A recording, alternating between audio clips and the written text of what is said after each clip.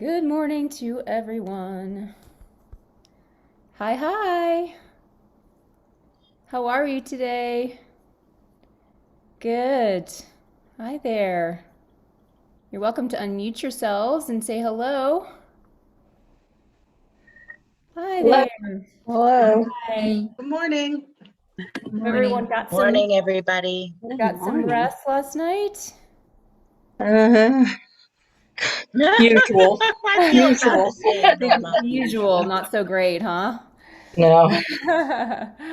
Oh, goodness. Wow. We've got a nice crowd right on time. So thank you for being here this morning. Excellent. And we might actually have, oh, it looks like John Mazer, we have your camera on today. Great job. You want to say hello? Well, good morning. Yes, it's interesting that good old-fashioned reboot, what it can do. Oh, excellent. We When all in need that doubt, from time to reboot. time. I love that. Yes, that's a good tip there, John.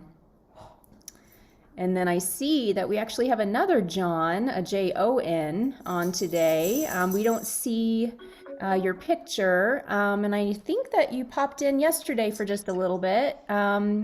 I'm going to ask you to unmute and maybe you can introduce yourself. Are you there? Is it John Blau? Okay, well, you're welcome to unmute yourself and say hello there, John, whenever you're ready. All righty. Good morning. Good morning. Looks like Casey is on the go. You can always tell people in the car. There she is. Don't get distracted. Wonderful. Is that Okay. Route 65, Casey? Yeah, you know what? I'm a little delayed. I had a dog issue, but so I will join you all by video in a few minutes. Excellent. Thank you. And John Blau is Alan. That's actually Johnson. Alan. I know. I was like, oh, no wonder. I'm not John. You're I'm not Alan. John. You're Alan. I'll rename you. I'll rename you, Alan. Excellent. And that's actually a good reminder for all of us to rename ourselves with our first name and then the city in which you live. And that way, it just helps us to remember where we all are. We're going to be having some new guests today for our roundtable. And so that's also helpful for them. Good morning, everybody. Hello, Hey, Alan. Early in the morning for some of you. Yes, it is. I know it's starting to finally get a little bit light here in Santa Fe, but oh, I see a little bit of There's a peak of light coming through a window right now. the sunrise in Phoenix. All right, so first name and city, and then yes, we can get started this morning. So welcome back, everyone, and we might have a few more people joining us. I just wanted to have a quick reminder for the agreement. It's an electronic agreement. There was a link in the preparation email that I sent to everybody, and I did get quite a few of you who had filled it out already, which is basically typing your name and then just clicking that you agree to that. So just a little reminder for those of you who haven't done that, that would be excellent. And then a reminder for your printed materials, if you have a chance or had a chance to print those out yesterday, you can have those. We will be looking at some smaller print today, so that would be handy to have those in front of you with a pen for taking notes.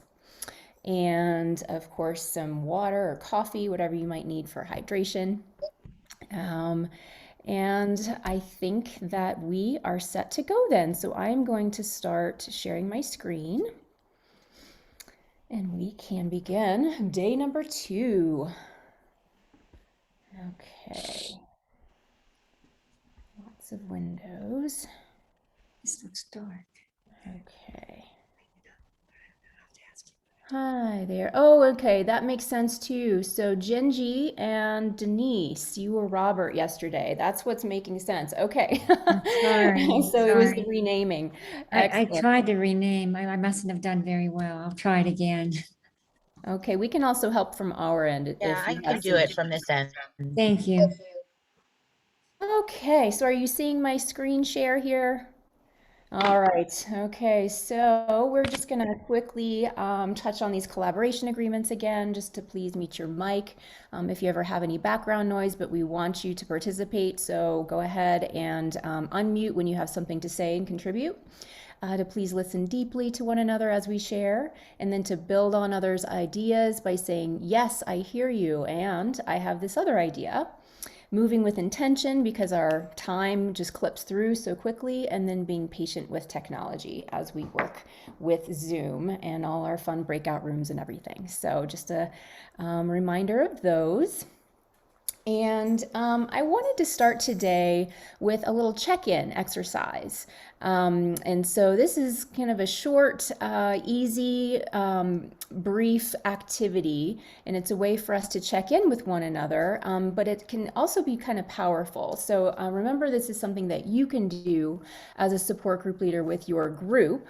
And it's a really good way to have people contribute, like right from the get-go at the beginning of a meeting, have everyone say something, and so they feel like they're part of the group and they're contributing. So today we're going to be doing what I call a gratitude chat storm. So if we were in real life, if we were in a hotel ballroom and hanging out together, I would have us get into a circle, and then I would go around the circle and have everyone say something that they are grateful for today. So it can be something big that's happening in your life, or it can be something very simple and small, like I am so happy that coffee helped me wake up this morning, something like that. So it doesn't have to be, this grand thing. We can be grateful for many kinds of things in our lives every day. But it's just a way for us to really be intentionally present with one another and kind of sharing this virtual space in the here and now, and ready to learn and share with one another. So what I would love you to do is to open your chat window if you already have not. And then I'd like everyone to share something that they are grateful for today. And so we can read each other's gratitude.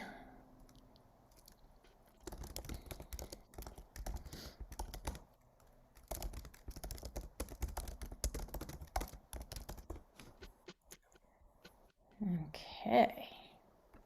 So I have some lovely fresh flowers that I got from Trader Joe's, and I'm very grateful to see them. All right, so a new home. Wow, that's a big one. So we were talking about scale. That's a big one to be grateful for. 81 years of a happy life. Awesome.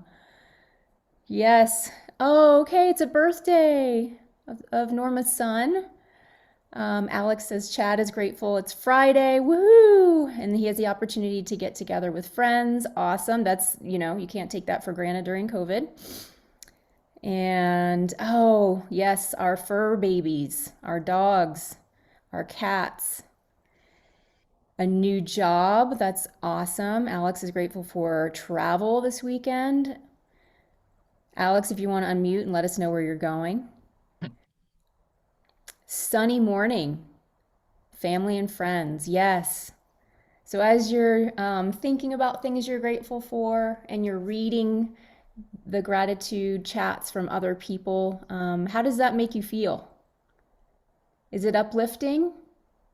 Does it make you remember the better parts of life? Yeah, it's so simple, and that's something that we all can incorporate into our lives pretty easily on a daily basis if we just kind of take a moment to remember to do that. And I like to do that every morning. I wake up with meditation every day and have my gratitude. But I just think is a simple yet really powerful tool that we all can utilize. And if we were to use it in a support group meeting context, it just can really flip, an energy and dynamic in the room to something very positive. So this is something you might begin a meeting with or end a meeting with. Just to remember that. Let's see. David says, thankful for a good night's sleep last night and finishing 3rd week of chemo and radiation with no significant ill effects. Fantastic. Yes, we cannot downplay the role of sleep, right? and how restorative and healing that is, especially if we have medical conditions that we're experiencing. So that's really lovely to hear. I'm glad to hear that, David. So thank you all for sharing, and I hope that you can pass that on and do that with your groups. And thankful for a wonderful support system. Absolutely, Casey. Yep, so important. All right, everyone. So let us just kind of remember quickly what we did yesterday. We talked about new normal. What does that mean? We talked about the fear zone, learning zone, and growth zone, and how we can move from one to the other, and how we're going to try to encourage our group members to move through that spectrum toward growth, being in that healthier mindset. We talked about what do we miss about being in person, or what we really enjoy about our in-person meetings, and what do we want to keep that we have experienced most recently with COVID and the pandemic and those silver linings, if you will. And then we did that above the line, below the line activity, which I hope that you can continue to ponder and think about and expand on that activity when you have a little bit of time for yourselves. So today we're going to move to kind of a new topic of talking about the path to wellness. So I have a really great model that I want to share with you from the National Wellness Institute. And so we're going to be talking about how to conceptualize that path of wellness moving forward, and which can help us to encourage our members to be healthier, enjoy a higher quality of life. And then we're going to talk about the role of support group leaders in that and helping to cultivate that wellness. We're going to have another roundtable discussion with our industry partners from your area up there near Pittsburgh, Pennsylvania, Ohio-ish areas. And then we'll share some tools with you from the National Wellness Institute, and then we're going to learn about how to create more dynamic and engaging meetings that we touched on a little bit yesterday, making things more fun and more playful and just more of a draw for our support group members to come participate and show up time and time again. Okay, so I thought we'd start off with a fun little cartoon here. So it looks like the one-size-fits-all store, even though there's a sale, maybe it's not quite gonna work for everybody, right? So we've got all sorts of different animals here, shapes and sizes, and yeah, one size fits all. So I think that this cartoon is really a great analogy for the experience of someone living with a movement disorder. You might have heard people refer to Parkinson's as a snowflake disease, where every single person is so different and they have their own unique journey and different symptoms. And so you can't assume anything, when you're talking about someone living with a movement disorder. And you've also probably heard that saying that one person living with Parkinson's is one person living with Parkinson's. So I just thought that we would relate this cartoon to that. And I think it can also be compared to the application of wellness strategies, in that realizing that each person is going to need something really different. So like a unique bundle of strategies and tactics, approaches to attain their own best version of themselves. So let's keep this cartoon in mind as we move forward today. All right, so where do we go from here? Sometimes it's hard to know what that path to wellness even looks like. Where do we even begin with that? So just remembering that our support groups, and I've heard from you yesterday, we have different kinds of support groups. I think it was Norma who said that she has a women's specific support group, but a lot of us have general support groups with lots of different kinds of people in the room. So we have people living with the disease, we've got care partners, we have folks who are more advanced or early stages, different ages, young onset, or people who are older, different ethnic backgrounds, physical abilities, etc. So how could we expect that there's just one path to wellness that applies to everyone. So again, just remembering that one size just fits one when we are dealing with our support group members, and that personalization, individualization, however you want to call it, for wellness is really the key. So just remembering everyone is so unique, and they're going to have to figure out their own unique pathway moving forward. So I thought I would bring some context into it. Has anyone here, and you can show me, you can say yes or wave your hand, if you've heard of the blue zones. Have you heard of this research project? Anyone? There's a book that's written on it. This gentleman here, Dan Buettner, I think is how you pronounce his name. So he's the founder of this research project called Blue Zones, and he works with the National Geographic. He's a fellow, and basically through research. Worldwide, scientists discovered kind of some major life lessons to be learned from people on how to live the happiest, healthiest, longest lives possible. And so the 5 blue zones that they found after doing all this research were Loma Linda, California, Nicoya, Costa Rica, Sardinia, Italy, Ikaria, Greece, and Okinawa, Japan.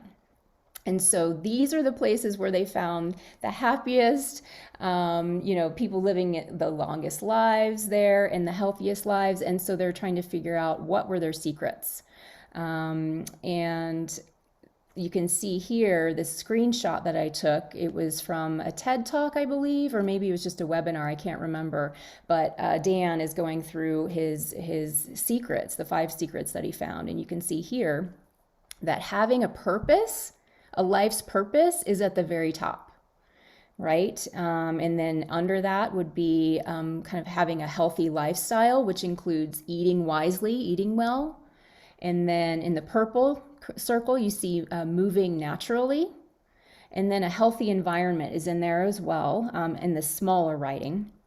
But then what I wanted to really point out to us today is the right tribe. So in the bottom right corner in the blue circle, right tribe. So what does that mean? It's who do we surround ourselves with? And so one of the primary factors of wellness that he's discovered is that we need to surround ourselves with people who are supportive and of similar mind. And so that is basically our support groups. And so think about how important that is in living a longer, happier, healthier life. Okay, so I just wanted to kind of bring in some side context and just reiterate how important the work that you're doing is.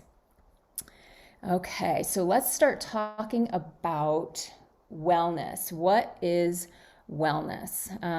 So the Global Wellness Institute defines wellness as the active pursuit of activities, choices, and lifestyles that lead to a state of holistic health, right? So I think it's important to note that wellness is not a passive or static state, but it's really an active pursuit. And it's associated with choices that are made, being intentional, having action working toward like an optimal state of being. Okay, and then second, wellness is also linked to holistic health, right?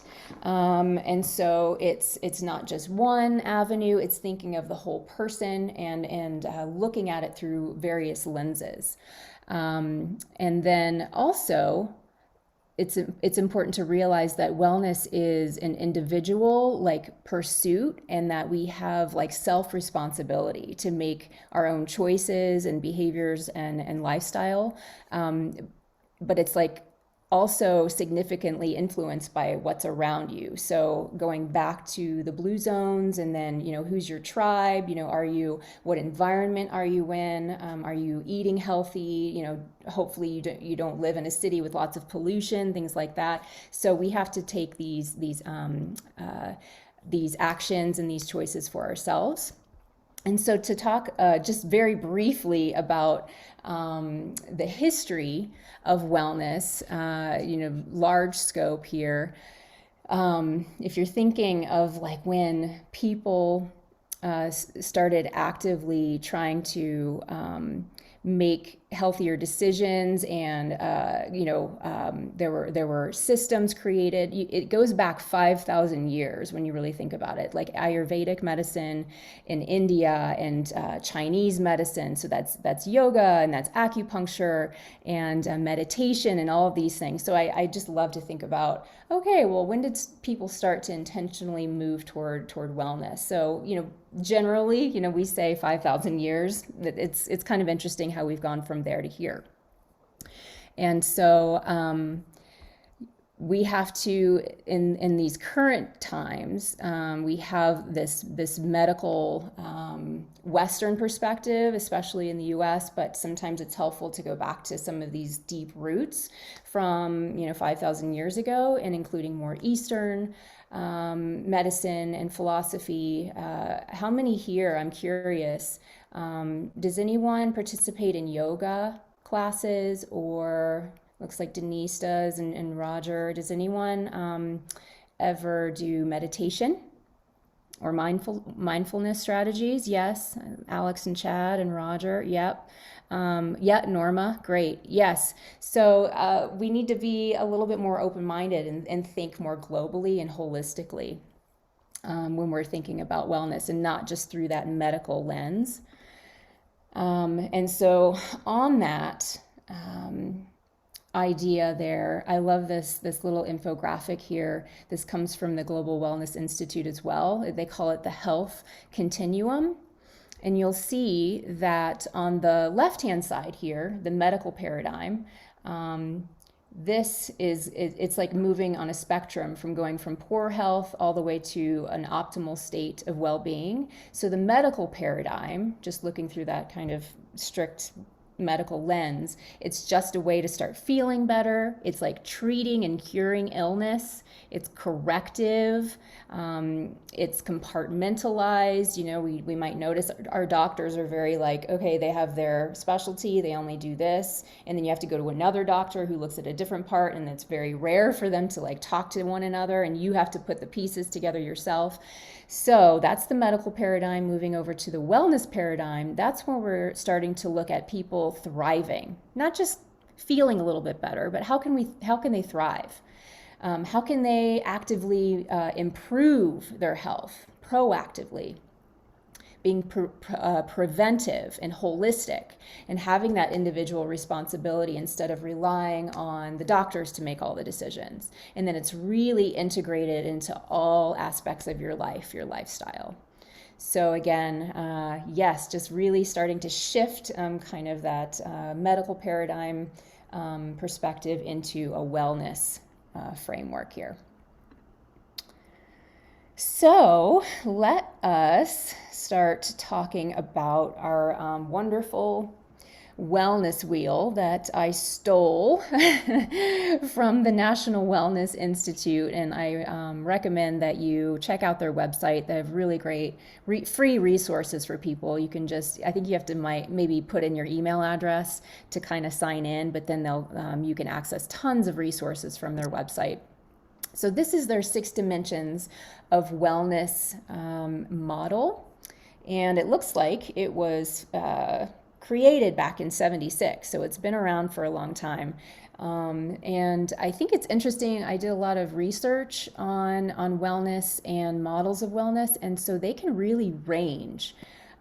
This one in particular has 6 dimensions, but I've seen some with 5. So they've shrunk, they've incorporated a few together, and then I've seen them kind of parsed out in as many as 9 different dimensions. So I liked this 6 dimensions because I think it's manageable, and I think it's relatable to our support group members, and easy to translate and to apply. Your printed materials, if you have those in front of you, you're going to be seeing that there's going to be a lot more information in the handouts that you printed than what I have here on the screen. And it's, more that you can take with you later and delve into. So let's talk a little bit about each of the 6 dimensions here. So first here we have occupational. And so breaking that down, occupation doesn't have to mean work to be paid. You can be doing volunteer work. I think a lot of you, I know we have a mix in this group of, oh great, I see that you have your printouts there, Roger. Good job. Nice. Yes, Melissa, good. Thank you. So we have a mix in this group of those working in professional settings, at senior living communities, and this is part of your work. But then how many of you, if you could show me with your hands, are doing your support group leadership through a volunteer role? Yes. So maybe it's about half and half with this group. So with occupational, just to reiterate, it can be either paid or volunteer. It could be full or part-time. The real important aspects here is aligning your personal values with your work, with what you do, what you choose to do with your time, right? So since we're all here, it's sort of a given that we care about movement disorders and about people living with Parkinson's, and or we wouldn't be here. So that to me is obvious, but we can even get more specific, and especially if you have a little bit more more of a catered kind of group, like Norma. I'm going to pick on you because you have your women's group, right? And so I don't know if you want to unmute yourself, but I'd like to hear why you feel it's important to have a specific kind of group like that, and how that might align with your personal purpose or your values. I think that the group feels very much that there are subjects and areas of discussion and questions about PD and the treatments that are more comfortably discussed only in a female only environment, and I think that's how it came to be. I actually only came into the group a few years ago when I retired back down to Pittsburgh right after my diagnosis, and so I don't know as much history as others do, but for me, I understand that feeling. Talking about constipation and all those kinds of issues. There's so many of them that really are much more comfortably discussed that way, and I felt that way too. Is why I started going to the group. That's a really good point. It feels maybe more of like a safe container, and you can really tell people what's going on because you feel like they can relate to you. Yes, I appreciate that very much. Thank you. Thanks for sharing that. Does anyone else have anything to share about their personal values and why it is that they've chosen to take on the role of a support group leader? Why did you feel moved to do this work?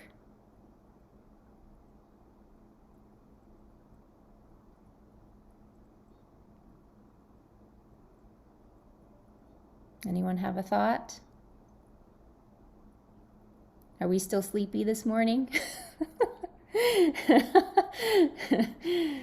Well, this is really perfect for me because I've been in the doldrums and have been hesitant about restarting the Katanning support group.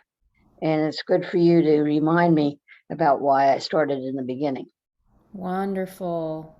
There's so much alignment with my personal values and with my background.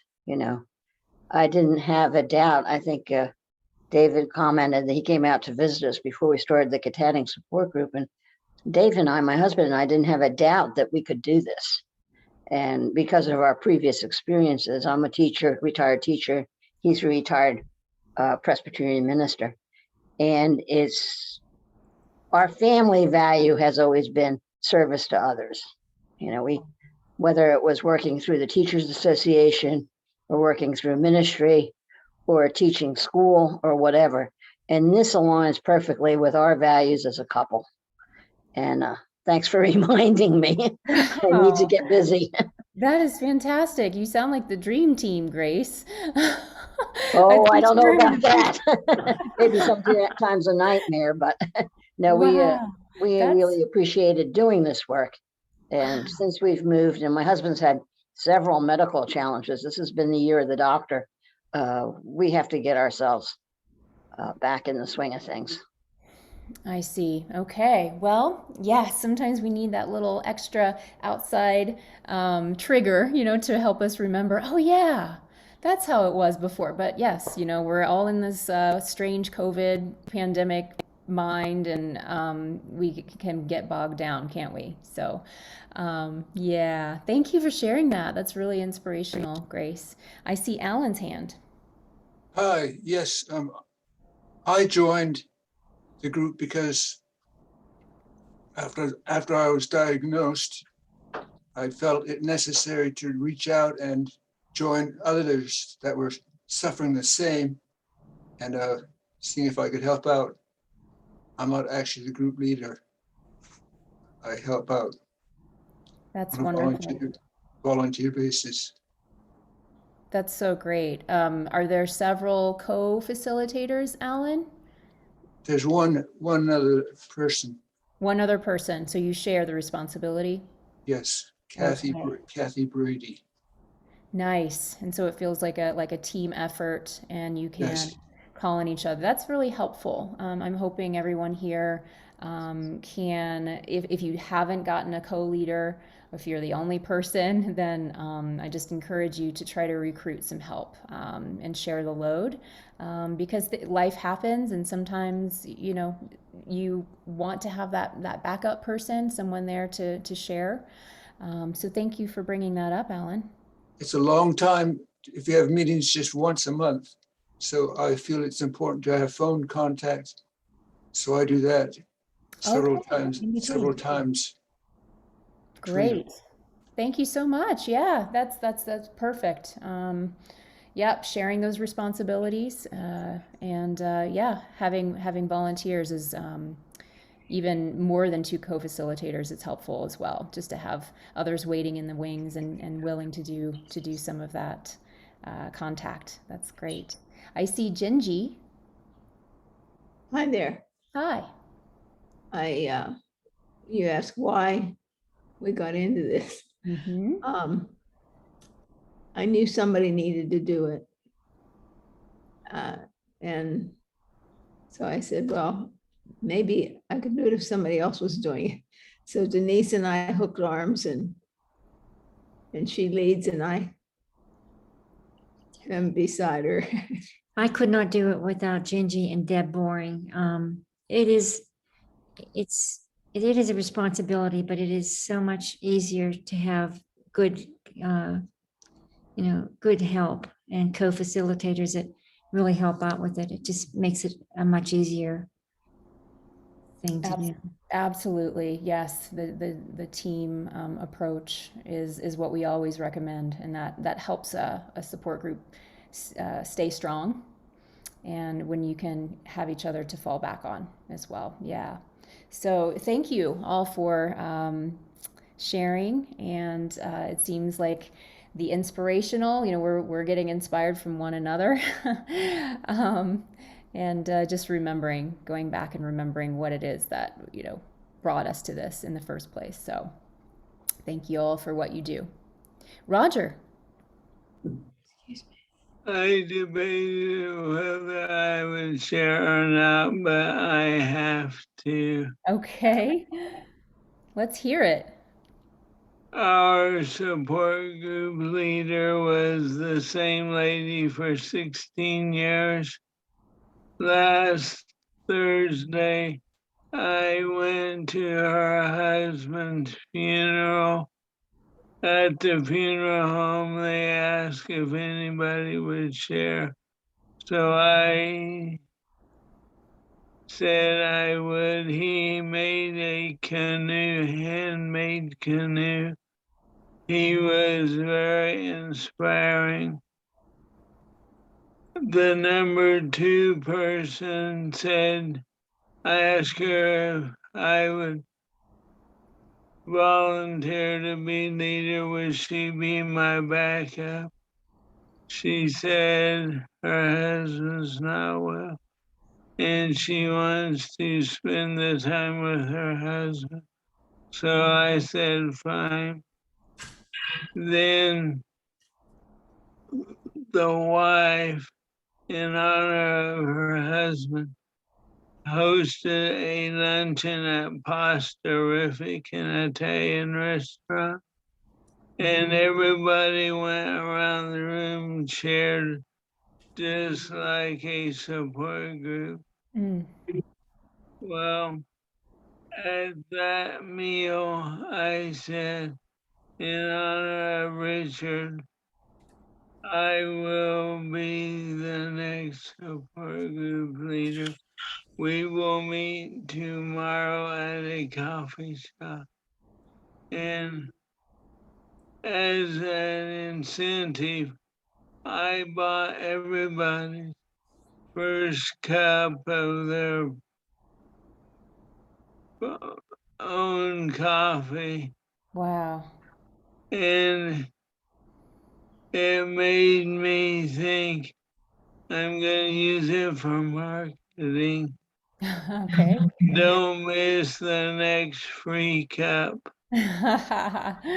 Well, so generous on many levels there, Roger. So just stepping up like that and seeing the vacancy, seeing the need, and that you took that initiative to step in, and then how generous of you to treat other people and make it feel more communal, sharing coffee with each other, and then having that be kind of the stamp of your group. So that's really awesome. Thank you for sharing that.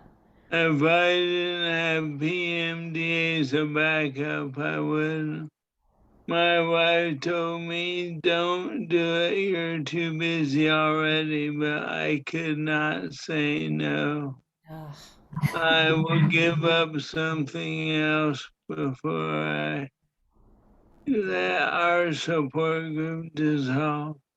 Aw. Well, we applaud you, just like David, had his little emoji and thumbs up to that, hearts.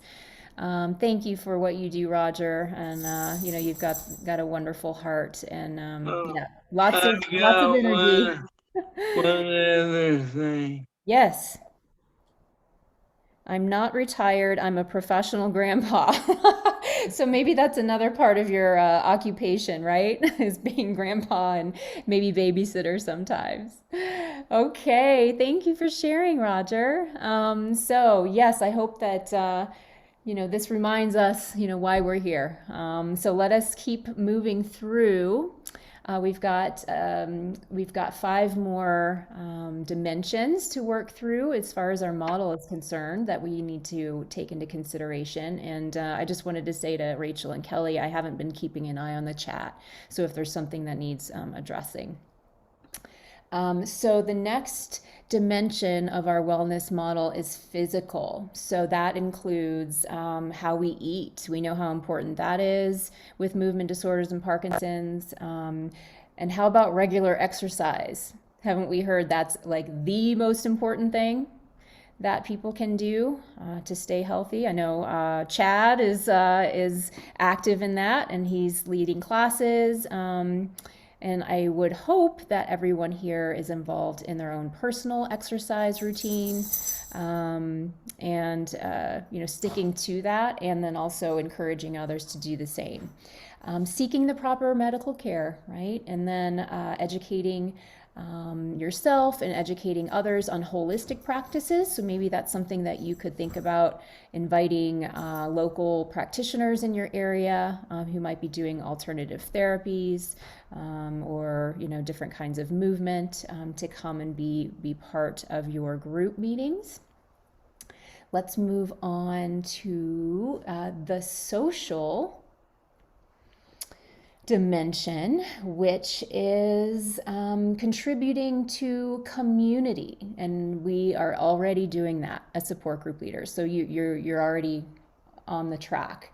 Enhancing personal relationships, so that's more of a personal thing. So how can you work on your own relationship skills, your own better communication skills for your family relationships, your significant other, or close friends, but even one ring out, which is your support group members, and then how do you even communicate better and have better relationships with everyone you come into contact with. I really love to think of those ripple effects and how you interact with folks in public, and how can you enhance people's mood and attitude, but just by positivity, even in the grocery store or the coffee shop or whatever that might be. So how to enhance that, and then preserving the natural environment. So they kind of throw in your environment in under that social category. So how can we contribute to that? How do we take care of the earth? How do we recycle? Not litter, whatever it might be, just doing our part, saving water, all of these things. So those are things that are important to remember under that social umbrella there. And next we have the intellectual side of our lives. So what do we do on a daily basis to help us expand our own knowledge and skills? Well, first of all, everyone is here today, so that is telling me that you're here to learn and share with one another, which is awesome. Intellectual can also be sharing your gifts with other people. So maybe you have a skill set, or you have knowledge about a certain realm that you are sharing with others and helping them learn. That's an intellectual connection you're having with other people. Pursuing personal interests. So I'm curious to ask all of you, during COVID, when you might have had a little bit more extra time at home, sitting around, did you start anything new in the last year and a half? Did anybody pick up a new hobby or interest? I would love you to share. Grace, I see that you've unmuted. Does Netflix and HBO Max count? So serial TV watcher, yes. Wow. It's a new bad habit I didn't have in my youth, but I've now taken it on. I don't think you're alone, Grace. I don't think you're alone. But just yes, I hope. Anything else? Has there been anything else, Grace, that you've done this past year? Oh, New? eat. Does that count? No, actually, I have done very little positive. I've fallen into the doldrums. I'm unfortunate to report. Yes, we can all relate to those things. So the TV watching. I will pick you up and take you to a coffee shop. Oh, wouldn't that be great, Roger? You'd have a hard job picking me up, literally. Oh, Norma, I saw your hand. Yeah, it happened that my niece had given me a diamond art painting for Christmas in 2019. I'd never heard of it before. I do a lot of craft things, and I asked her when I opened it up if she had any idea how big it was. It's like 23 by 32 inches, and you place these little flat back diamonds that are 9 per linear inch or 81 per square inch Wow. on it. And she said, "No, I just looked at the picture and thought you would like it." I think maybe you can maybe just see it there. It's a picture of Jesus blessing one of the apostles, I think.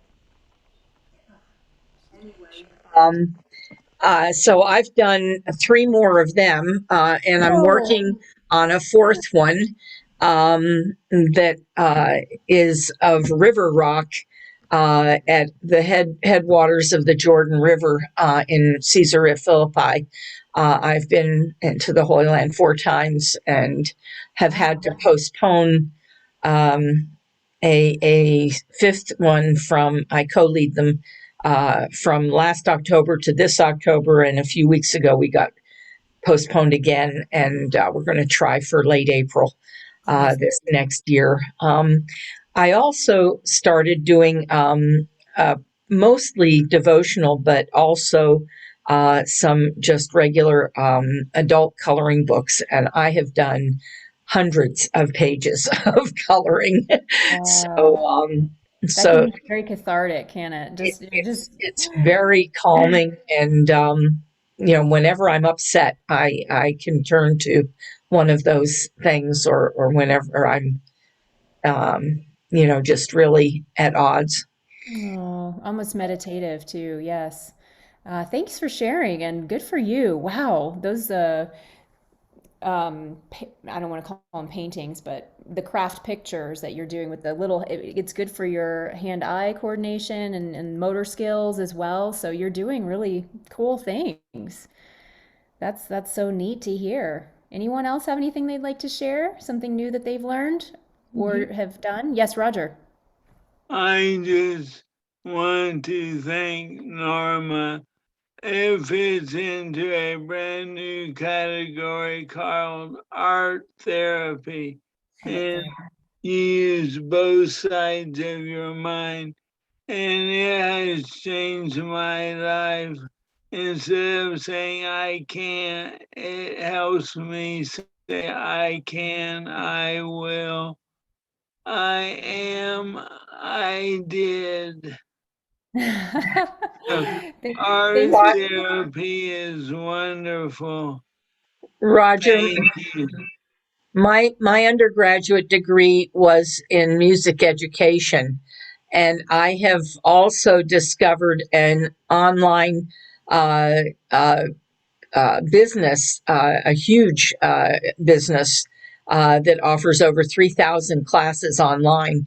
And I've been teaching piano and voice classes since this spring when I discovered them. And the music, along with the art, they both use both sides of the brain. Even just singing or humming along with music makes that neuropathway. I'm so happy to hear these things. Is anyone else just with a raising your hand participating in either art therapy, dance, or music? Yeah, well, yeah, just John and Marlene looks like Denise maybe. Yeah, and I feel like Casey, I've seen some of the emails come through that you have art therapy offered, or you had someone speak, I feel like. Yeah. We've had several webinars. Yeah, that was great to see. One more thing, Roger, before, yeah. And just so everyone knows, and especially you had a career in dance, You do not have to be on your feet. You can participate in a wheelchair. So they make accommodations for what your limitations are. Some people don't participate. I am not a dancer, but I'm a professional watcher. Thank you for that, Roger. Yes. So if you're not familiar with Dance for PD, David Leventhal's program based out of New York, they do have classes that they offer for free every week for all different levels. You like Roger said, all different physical capabilities. So just really important to remember and pass along to group members. Thank you for that. Okay, so we've got two more dimensions rather of the model. And next we have here spiritual. So spiritual can mean a lot of different things to different people. And so a general way to speak about it is developing appreciation for life, right? So, it could be religious, it could be, otherwise, but just having that appreciation and respect, searching for personal meaning and purpose. So whatever that might mean to different people, aligning your actions with your values. So first of all, remembering what your values are, and then taking stock of what does your behavior say. What are you actually doing? And then are those things in alignment with one another? And then also attaining a world view. So kind of broadening our perspective and seeing and thinking globally rather than just our very small individual role that we have in the world, but how is it that we can expand out and think about everyone's well-being. And then finally here we have the emotional dimension, which is kind of one of my favorites in that I do a lot of, introspection, self-help. I like to read a lot of books on the topic. So developing greater self-awareness. It refers back, a lot of these have crossover, but initiating better communication. So having more awareness of how you interact with other people.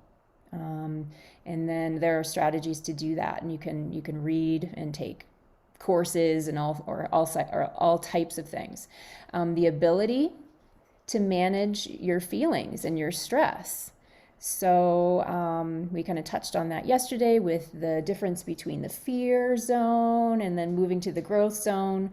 So if we have that self-awareness and being able to see if we're behaving in ways that look like stress and anxiety and depression and anger and all these things, just having the ability to recognize it and then be able to manage it through strategies. And so that might mean having some help. There are professionals out there. There are people who are therapists and counselors, grief counselors, things like that. So being able to learn strategies to manage our feelings and stress better, so we don't take it out on other people, right? And then again, maintaining satisfying relationships. So that again kind of goes back to the social dimension, but that's very important for our emotional well-being, is to feel connected with other people and have those intimate relationships. And then lastly, balancing independence and connection. So that I think is especially interesting when we're talking about movement disorders, and especially when the disease can progress, and then we might have more dependence on a care partner or a professional caregiver of sorts, or maybe it might be moving to a senior living community and having assistance that way. So just to kind of keep in mind that some of these things are always in flux, and we have to constantly balance that difference between acting on your own, being independent, and then feeling connected and supported and helped by others. So that was like a super quick overview, and I hope that you can take the time to read more thoroughly in your handouts about each of these dimensions here. And it looks like we're starting to get some of our partner reps coming on. So I have one more slide to share with you about this before we go into our roundtable of the day. So I wanted to just point out here how we can apply. We have this pretty wheel, we have the 6 dimensions. Now, what is it that we can do with it, with our support groups? So I have 3 important questions that we can ask ourselves on how we can apply it. The first question says, how can our support group help people live their lives more fully? So just thinking, more holistically, having that big picture. We have people who are very complex and many layers to them. And so not just looking at people as, oh, they're a person living with Parkinson's, just remembering and celebrating the fact that all these humans are very complex and interesting individuals with lots of things going on in their lives. So how can we better help these people live more fully? Next question, can we better recognize and address the whole person by focusing on all of the 6 dimensions of wellness? Yeah, so thinking of that whole wheel, how is it that we can address the whole person with all those different aspects? And then can we help our members to affirm and activate their positive qualities and strengths while supporting their ever-changing needs? Yeah. Does anyone have any thoughts on any of these 3 questions and how you might start to think of your support group meetings a little bit differently? How can you approach, what is it that you're talking about? Maybe your agenda topics or the kinds of speakers, guest speakers, discussions that you're going to have. So you can start to kind of ponder that for a second. And the last bullet here that I'll say before we move forward is emphasizing that those 6 dimensions on that wellness wheel are so interconnected. I was just saying the emotional is interconnected with the social and all of that. And so how do they all as a whole contribute to overall health and well-being of our people? Okay. So with that, does anybody have any initial response? How they might start to see their support group meetings in a different light, how they might approach them a little bit differently with this idea of all these different aspects of being human and our different needs. We're going to be talking about this in our roundtable here once we get started. So I just thought we might, brainstorm a little bit before we head in that direction.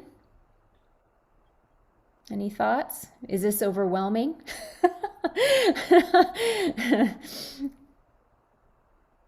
Genji, I see your hand. I was thinking that possibly, and I don't know how you do it, but encourage each person to talk a little more. Aha. Because you get to hear where they're coming from. Absolutely. Yes. Having input from your group members and maybe learning from them what it is their needs are. Where they might be struggling. And then that could inform discussion topics that you might bring up, or it might even inform a guest speaker you might come have talk to the whole group. Absolutely. Alan. I don't know what the little pin by my name means, but can you hear me? Yes, we hear you. Yeah, I think it's very important that you look at the whole person, the spiritual side, the physical side, and like the 6 dimensions, actually. If you look at all the aspects of human life, are very important. Yes. That you don't just get stuck in one of the zones, so-called, but each they all tie together in a very, it's very good how you put it. That's I great, like that. Alan. Yeah, thank you for sharing that. I think sometimes we might get really stuck in trying to understand, disease states or meds, things like that, where that's it really important for information and resources to share those things with our group members, but it's not the whole picture. It's just one small aspect of what they need to learn and where they need to grow and continue to hopefully thrive. Right? That's our goal: is to have them thrive, not just survive, but how do they live their most full lives? Good. And I think I saw Grace. Well, I think Gingy and Denise did a big one for us, and they didn't even realize it. They referred us to a therapist here in the Indiana area, and he has been wonderful. He has been absolutely excellent for my husband, and we really, really are thankful that we've run into Steve. And we tried to do that in Katanning too by establishing an exercise group as well as a support group. But during COVID, that's fallen by the side too. But hopefully that can be started up again. But I think the encouraging of exercise and referring people to competent therapists, people that really have their heart into the Parkinson's, is important too. For sure. Yes. Referring, special practitioners, people who really get it, who are more knowledgeable perhaps about movement disorders, Parkinson's, is very helpful for your community. And so that's one small part of support groups, which I think is so valuable, is the sharing of these resources in your local communities. For sure. Thank you. I think I saw Denise. Yeah, Shannon, one thing that we did, and I thought it really encouraged our group members, and in conjunction with what Grace is saying, with the physical fitness program geared towards Parkinson's, our group actually did a video. And our video was, it is now being played on the IRMC website as part of their services that they offer. But we had about 10 or 15 of our group members. We had t-shirts made, and on the back of the t-shirt, it says, "This fight is far from over." And we did a really nice exercise video, and we're all very proud of it. And it was a group effort, so it was just a lot of fun, but it was something that we are all proud of too. That's so great. Those projects, the community projects that everyone works on, and you work toward a goal and you do it, and you have that thing to celebrate it when it's done, and you know that video that came out of it. I love hearing about that. Can you tell us what that acronym means? IRMC? Indiana Regional Medical Center. Got it. The hospital, yeah. Okay. Excellent. Thank you for sharing that. That's really great. Okay, so I see that there were tons of chat messages. I've just stopped sharing my screen, so I don't know if I missed anything. Rachel or Kelly, is there anything I need to address? No, there was just some, Casey brought up a couple of resources Okay. for music therapy classes and dance for Oh. PD. And Nora spoke about her movers and shakers group, that they have a men's caregiving group. So I think that's all. Okay, thank you. We offered that and only had one taker one time. And movers and shakers, the main group, has offered to have a men's only support group, as we have the women's only, but again,